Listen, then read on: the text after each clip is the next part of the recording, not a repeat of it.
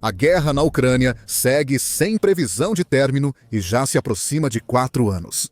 As tentativas de cessar fogo fracassaram, enquanto Vladimir Putin segue protelando. O líder da Rússia não quer o fim da guerra. Ele acredita que está vencendo e só vai parar ao destruir a soberania da Ucrânia. Quanto à Ucrânia, ela continua se defendendo enquanto causa grandes danos à Rússia com seus ataques profundos em território russo. Agora o futuro parece diferente. 10 nações prontas para invadir a Ucrânia. Mas espere um momento, não é o que você está pensando, pois isso pode ser uma ótima notícia para o futuro da Ucrânia após o fim da guerra. Em 27 de agosto, a Euromaidan Press informou que cerca de 10 países, todos membros da chamada Coalizão dos Dispostos, criada para apoiar a Ucrânia, estão prestes a enviar seus soldados para lá. Isso representa uma grande reviravolta em relação à política anterior. No passado, as nações ocidentais que apoiam a Ucrânia enviaram armas e forneceram treinamento, mas recusaram-se categoricamente a colocar tropas em solo ucraniano. Agora, um novo plano está sendo formulado que pode destruir a ambição de Putin de tomar a Ucrânia para sempre.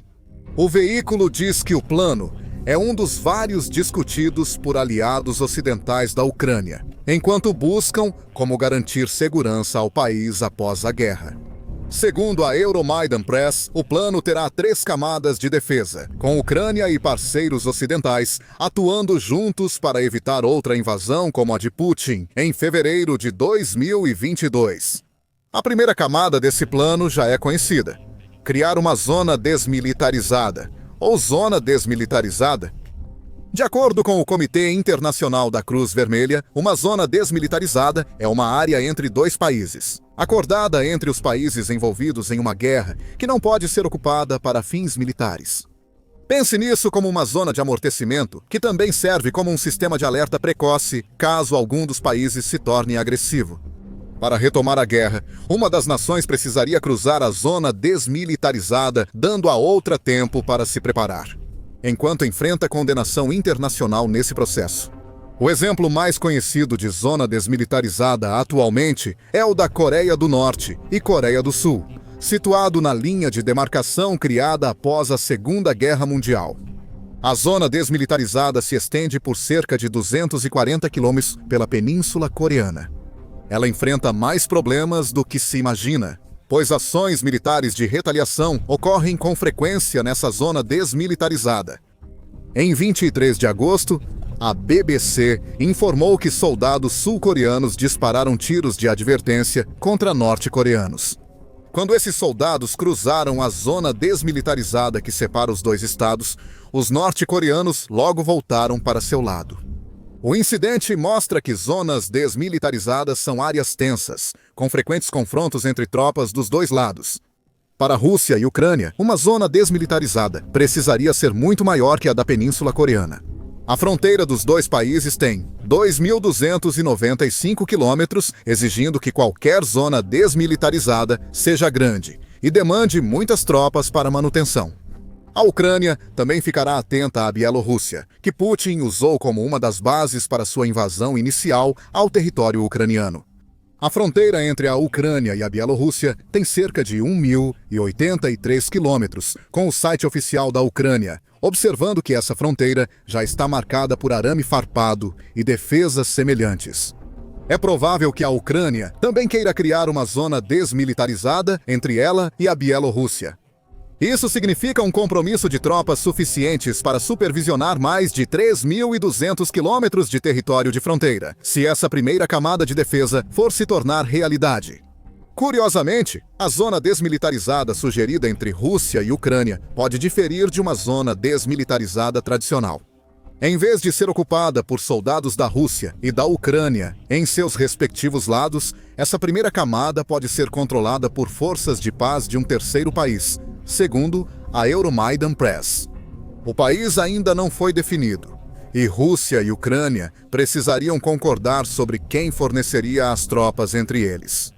Isso pode ser um problema, mas o conceito de uma zona desmilitarizada, ocupada por parte neutra, é sólido. Isso nos leva à segunda camada, a Ucrânia. Forças ucranianas armadas e treinadas pela OTAN seriam a segunda linha de defesa da Ucrânia.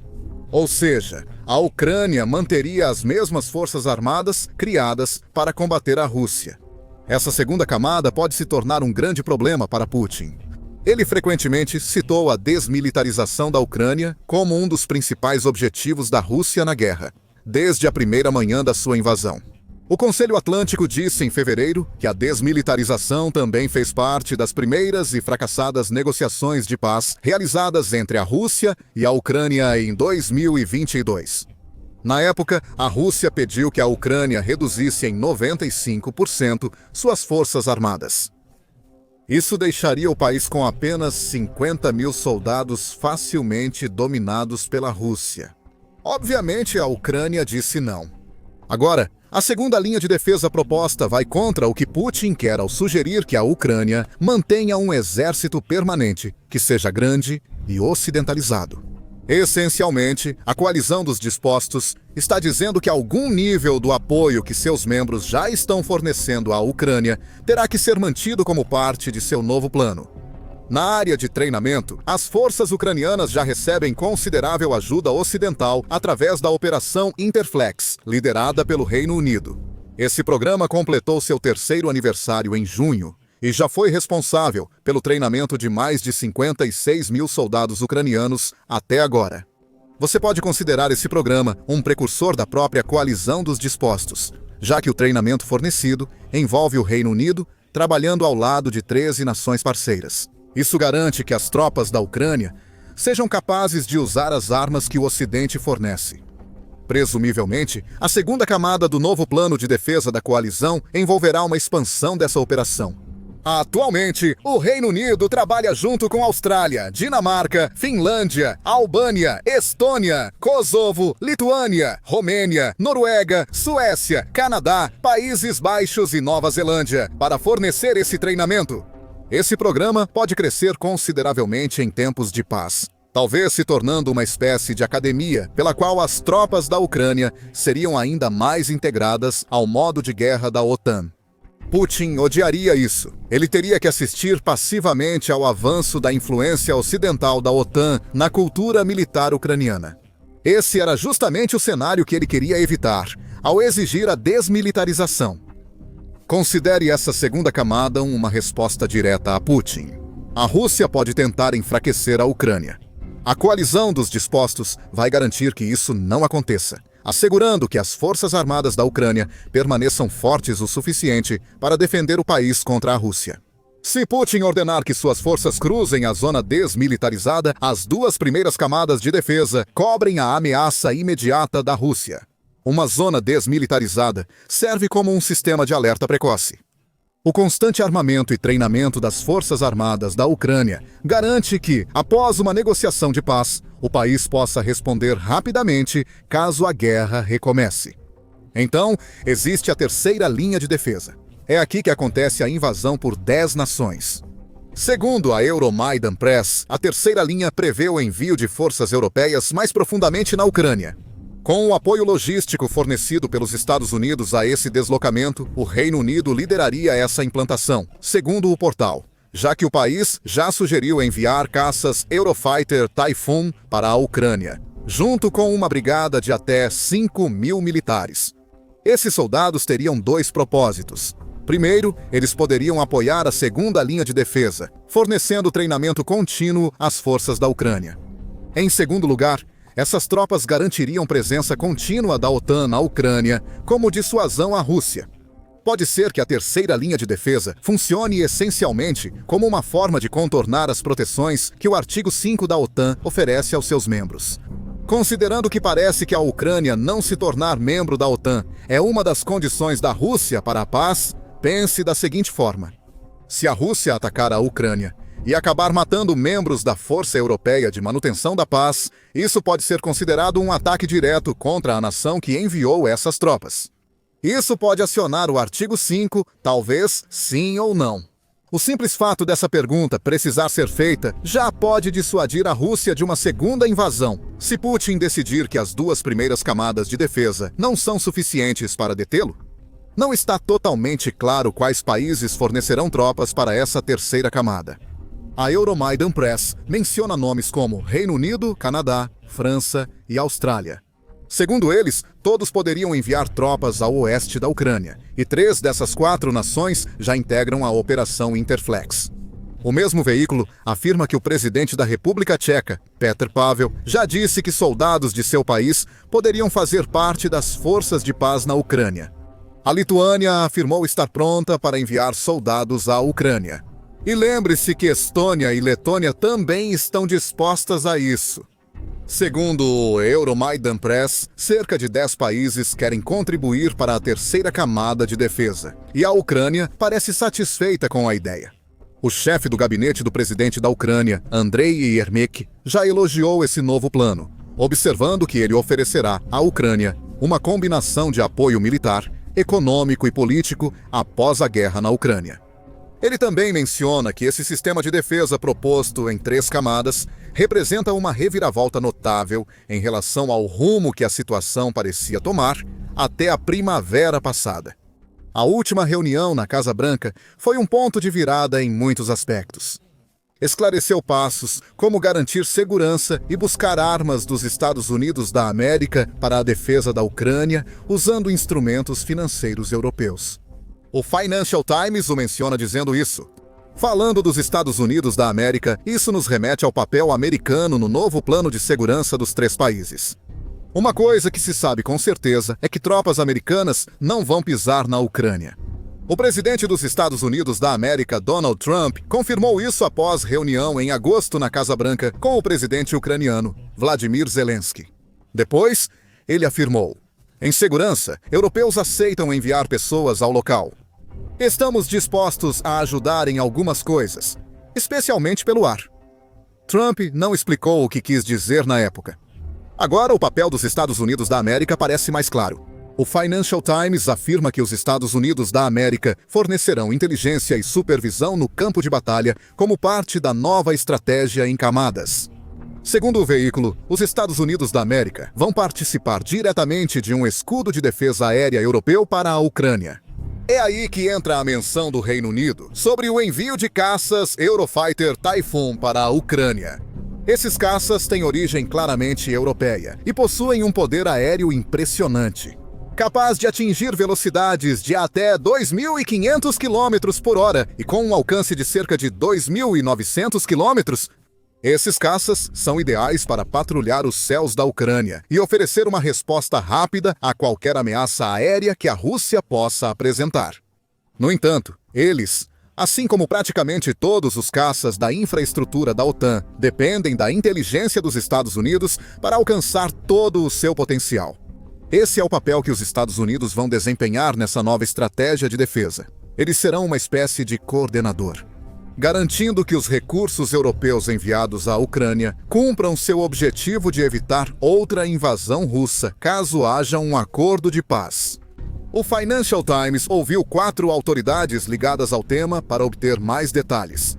Altos funcionários dos Estados Unidos da América já disseram a seus colegas europeus, em várias conversas, que Washington estaria preparado para contribuir. Capacidades estratégicas, como inteligência, vigilância e reconhecimento. Inteligência, vigilância e reconhecimento. Comando, controle e defesa aérea, para viabilizar qualquer implantação liderada pela Europa em solo, segundo o veículo. Também afirma que sempre existe a possibilidade de os Estados Unidos da América retirarem essa oferta. Já fez isso antes, pois os Estados Unidos da América interromperam brevemente o compartilhamento de inteligência com a Ucrânia em março, no que parecia ser uma tática de pressão para convencer Zelensky a negociar um cessar-fogo. No entanto, a postura dos Estados Unidos da América mudou desde então. O país agora está mais firmemente ao lado da Ucrânia do que estava em março. Os Estados Unidos da América também teriam interesse em atuar como apoio em um plano de 3 camadas. Porque fazer isso alcança o objetivo final de Trump de pôr fim à guerra na Ucrânia. Então, parece que há um plano em andamento, mas existe uma grande ressalva em relação a tudo isso que ainda não foi abordada. A invasão da Ucrânia por 10 nações e a garantia de segurança em 3 níveis só ocorrerão se a guerra no país acabar. Para que isso ocorra, provavelmente será necessária uma negociação com o acordo da Rússia. Putin pode ter outras ideias. A Rússia já disse repetidamente que é contra qualquer força de paz europeia entrando na Ucrânia. Em 27 de agosto, após Putin se reunir com Trump no Alasca para tratar de um possível acordo de paz, o porta-voz do Kremlin, Dmitry Peskov, reiterou que a Rússia não aceitará a implementação da terceira camada do novo plano de defesa. Na verdade, desde o início, foi o avanço da infraestrutura militar da OTAN e a infiltração dessa infraestrutura militar na Ucrânia. Isso provavelmente poderia ser apontado como uma das causas principais da situação de conflito que surgiu. Ele disse que temos uma atitude negativa nessas discussões. Isso não significa que a Rússia discorda totalmente da ideia de ter algum tipo de força de segurança operando na Ucrânia para evitar a possibilidade de uma nova guerra. E por acaso, tem uma ideia sobre qual país deveria fornecer essa força: a China. Apesar de suas alegações de neutralidade e seu suposto desejo de ver o fim da guerra na Ucrânia, a China apoiou as ambições de Putin de várias maneiras. Ela injetou bilhões de dólares na economia russa, comprando enormes quantidades de petróleo russo desde o início da guerra na Ucrânia, em agosto. China e Índia têm aproveitado o aumento do petróleo russo disponível. A demanda pelo recurso mais valioso da Rússia diminuiu após Trump implementar tarifas contra o país. A China passou grande parte da guerra vendendo componentes de uso duplo, tanto comerciais quanto militares, para a Rússia. Muitos veem isso como a maneira da China apoiar o exército russo sem fornecer armas diretamente. Ainda assim, a China afirmou que ficaria feliz em atuar como mediadora da paz. No dia 23 de agosto, o Kiev Independent informou que veículos de mídia alemães acreditam que a China está pronta para agir. No entanto, ela só enviará suas forças para a Ucrânia se for sob mandato das Nações Unidas. Há um certo oportunismo chinês aqui. Um mandato da Organização das Nações Unidas legitimaria o envio de forças chinesas à Ucrânia, permitindo que ela se integrasse ainda mais com os parceiros com os quais teria que trabalhar como parte desse mandato. Enquanto isso, a China estaria expandindo sua influência dentro da Europa pelo simples fato de que seus soldados estariam operando dentro da Ucrânia.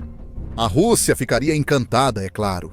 Ela teria um aliado servindo como um suposto pacificador dentro do país que Putin quer subjugar. Não é exagero supor que a Rússia gostaria que a China atuasse como seus olhos e ouvidos dentro da Ucrânia nesse tipo de acordo. Talvez revele dados que ajudem a Rússia a escolher o melhor momento para atacar de novo. A Ucrânia já recusou qualquer participação chinesa em uma força de paz. A Newsweek relatou em 22 de agosto que Zelensky rejeitou o envolvimento chinês, culpando Pequim por agir insuficientemente. Talvez nem mesmo tenha feito algo para impedir a Rússia de invadir em primeiro lugar. Além disso, ele diz que a China ajudou a Rússia durante toda a guerra ao abrir o mercado de drones, o que provavelmente é uma referência à venda de componentes de uso duplo pela China para a Rússia, que podem ser usados para construir drones. Mesmo assim, a China rapidamente se declara a mediadora ideal da paz, afirmou Mao Ning, porta-voz do Ministério das Relações Exteriores da China. Foi o que ela afirmou ao Global Times, segundo a Newsweek. A China sempre agiu de forma aberta e transparente em relação à crise na Ucrânia, mantendo uma postura objetiva e justa. E todas as partes estão bem cientes disso, afirmou Mao Ning. Acreditamos que todos devem defender um conceito de segurança comum, abrangente, cooperativo e sustentável, e buscar uma solução política para a crise na Ucrânia. A Ucrânia discorda que as ações da China não correspondem às palavras do país quando se trata de manter a neutralidade. A China aproveitou a guerra na Ucrânia para comprar grande quantidade de petróleo russo barato, e a venda de componentes de uso duplo sustenta a guerra iniciada por Putin. A China também vende produtos para a Ucrânia. Ela exportou dólares americanos, 381 milhões para a Ucrânia só em maio de 2025, segundo o Observatório de Complexidade Econômica. Porém, a postura de Pequim de agir dos dois lados enquanto finge apoiar a Rússia ou pede o fim da guerra soa hipócrita. Isso a torna totalmente inadequada para fornecer uma força de paz, pelo menos na visão da Ucrânia. Voltando ao plano de 3 camadas. Se realizado, esse plano pode ser o fim do desejo de Putin de incluir a Ucrânia na Federação Russa. Uma zona desmilitarizada, a militarização contínua da Ucrânia e a presença de forças de 10 países dificultariam uma futura invasão após um acordo de paz. A Rússia não estaria apenas comprando uma briga com a Ucrânia nessa situação, ela teria potencialmente que atacar países que fazem parte da OTAN. Uma armadilha seria acionada e a Rússia enfrentaria uma força maior que o exército ucraniano, com quem já tem dificuldades. A dúvida persiste. É viável implementar a garantia de segurança liderada por 3 países? Só o tempo dirá, e tudo vai depender da situação na Ucrânia quando os termos de paz forem definidos. Agora, a Ucrânia pode nem precisar esperar que outros 10 países invadam antes de se tornar segura. Isso está causando grande prejuízo à Rússia, devido a uma atualização nos ataques de longo alcance, que pode eliminar permanentemente as refinarias de petróleo russas. Saiba mais em nosso vídeo. E lembre-se de se inscrever no The Military Show para mais vídeos cobrindo os últimos acontecimentos da guerra na Ucrânia.